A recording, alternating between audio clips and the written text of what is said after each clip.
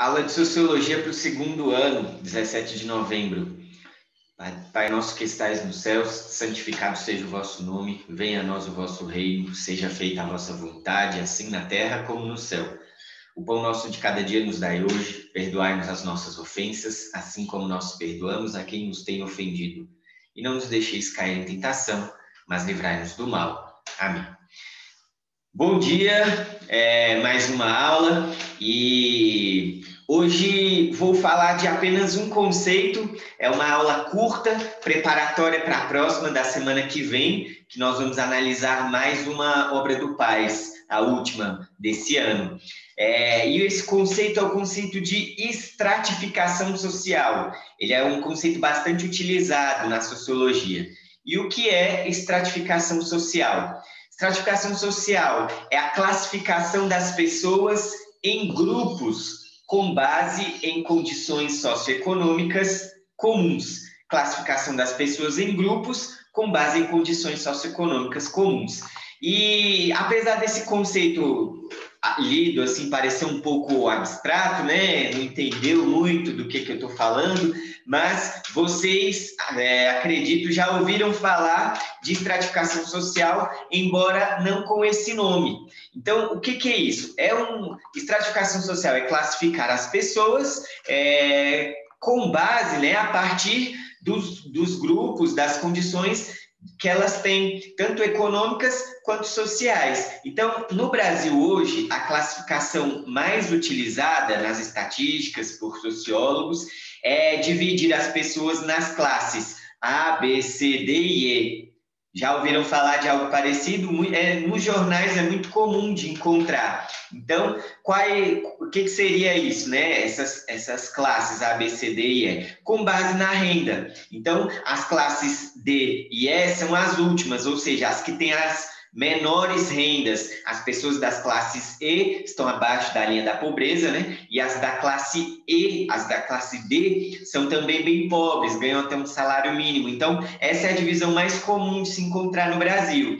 E aí, classe C e B seria a classe média, né? Então, classe média alta, classe média média, por aí. E a classe A, os mais ricos do país, né? Então, essa é uma divisão muito comum, muito encontrada. Mas também a própria divisão em classe alta, média e baixa também é uma forma de expressar estratificação social. Então, repetindo o conceito, estratificação social é a classificação das pessoas em grupos com base em condições socioeconômicas comuns. Já fizeram isso?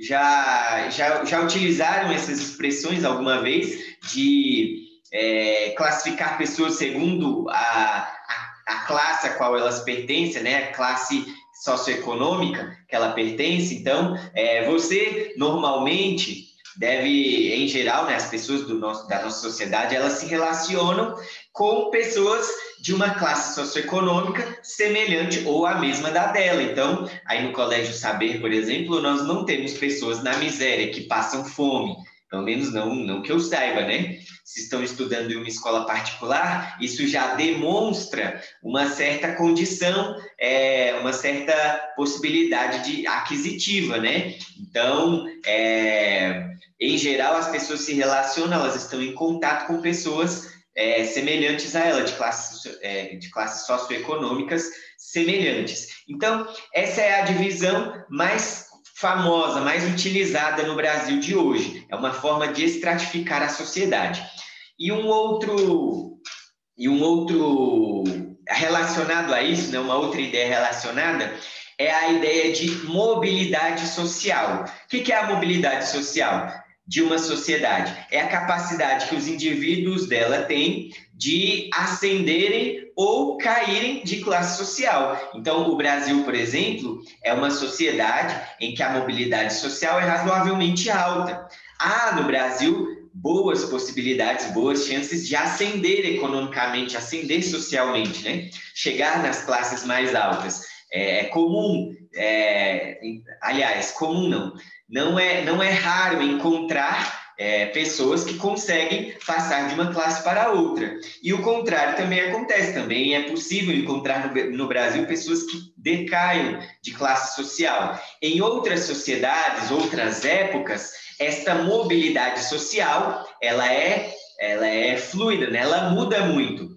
Por exemplo, na Idade Média, é comum encontrar livros didáticos, etc., que diz que a mobilidade social era menor, ou seja, quem nascia camponês, praticamente sempre, né, salvo algumas exceções, morria camponês. Quem nascia na nobreza, morria nobre. Mesmo que perdesse a sua fortuna, mesmo que perdesse o seu prestígio, continuava nobre. Então, aquela classe social dificilmente mudava. Quem é da família real, continuará sendo da família real, independente do que faça, né? Enfim, outro exemplo de sociedade onde a mobilidade social é muito baixa. A Índia, mesmo nos nossos dias, a Índia, ela é uma sociedade dividida em castas. Talvez você já tenha ouvido essa palavra. É uma sociedade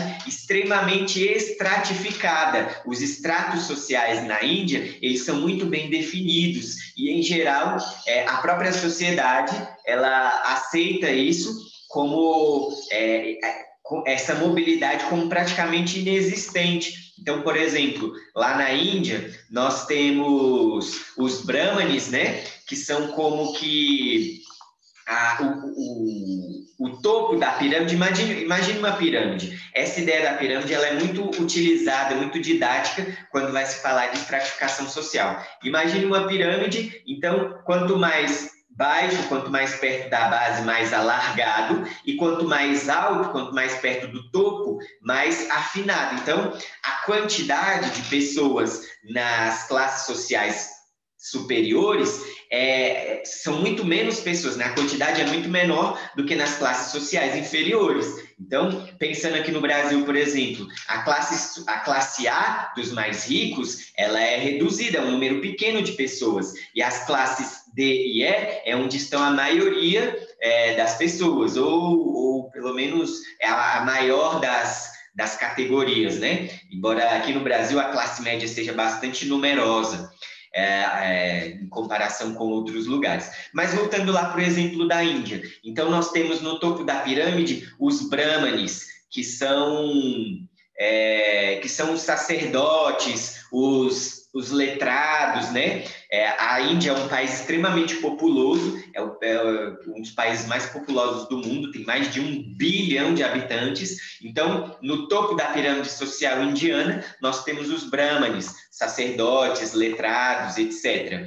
Logo abaixo dos brahmanes, nós temos os kshatriyas, é a casta social dos guerreiros. Então, brahmanes, sacerdotes, lá na Índia são o topo da pirâmide. Logo abaixo, os kshatriyas, que são os guerreiros, ali mais ou menos na metade da pirâmide, né? E constitui um grande número de pessoas. Aí já são castas mais numerosas, né? Os kshatriyas e os brahmanes são menos numerosos. A terceira são os vaixás, que são os comerciantes. E logo abaixo dos vaixás, que seria quase como a base da pirâmide, temos os shudras, que são camponeses, artesãos, operários, realmente a base da pirâmide, aquilo que sustenta todo o resto. E lá na Índia, nós ainda temos uma outra classe social que eles nem consideram dentro da pirâmide, né? Que são os Dalits. Lá na Índia, eles são considerados como que impuros, né? Intocáveis. Então, por essa característica, né, de acordo com a própria religiosidade hindu, né, indiana, os Dalits, eles são considerados impuros, né? Então, eles nem estariam dentro da pirâmide indiana, né? Mas esta sociedade indiana, como eu dizia, ela é extremamente estratificada. Então, você nasce naquela casta e você morre naquela casta. Não tem possibilidade de mobilidade social, não existe essa mudança de casta.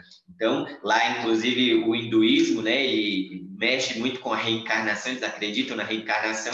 Então, a possibilidade de mudança de casta na Índia seria somente na reencarnação. Em vida, isso é praticamente proibido, certo? Então, lembrando, estratificação social, classificação das pessoas em grupos com base em condições socioeconômicas comuns. Então, classificação das pessoas em grupo com base em condições socioeconômicas comuns. E aí, percebam socio antes de econômicas. Por quê? Porque não é apenas dinheiro que importa na estratificação social. Então, o prestígio que a pessoa tem diante da sociedade, diante das outras pessoas, importa também. Por exemplo, militares, né? Militares muitas vezes não são exatamente ricos, não detêm poder econômico, mas eles têm poder político em muitas sociedades, né? Que no Brasil, por exemplo, já passamos por alguns regimes militares ao longo da nossa história. Então, não é uma sociedade em que os militares são completamente afastados do poder. Em alguns outros lugares, os militares têm menos, em outros lugares têm mais. Enfim, não é exatamente relacionado. Aliás, é relacionado com o dinheiro, com a condição econômica, mas não apenas a condição econômica importa quando estamos falando de estratificação social, certo? Na próxima aula, nós vamos analisar um caso, e aí este conceito de estratificação social, nessa análise da obra do Paz, ele é importante, é uma obra que mexe muito com esse conceito de estratificação social, mas aí eu falo disso melhor na semana que vem. Por hoje é só isso, aula muito simples, fiquem com Deus e até a próxima.